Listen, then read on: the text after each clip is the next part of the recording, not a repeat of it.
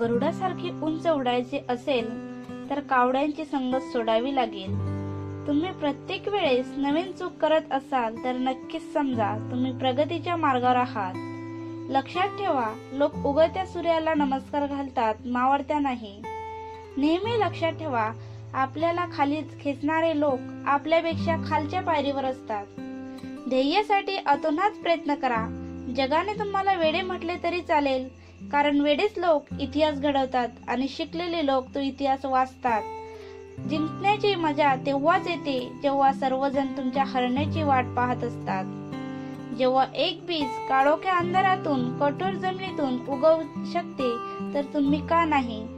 माणसाच्या आयुष्यातील संकट ही यशाचा आनंद घेण्यासाठी आवश्यक आहेत.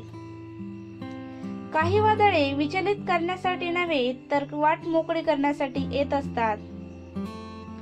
नोकर तर आयुष्यात कधी पण होऊ शकतो, पण स्वतः मालक व्हायचे स्वप्न बघा.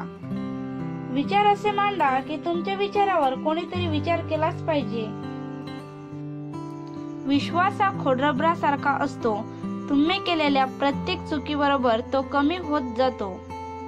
तुमच्याजवळ उमेद आहे, तो कधीही हरू शकत नाही.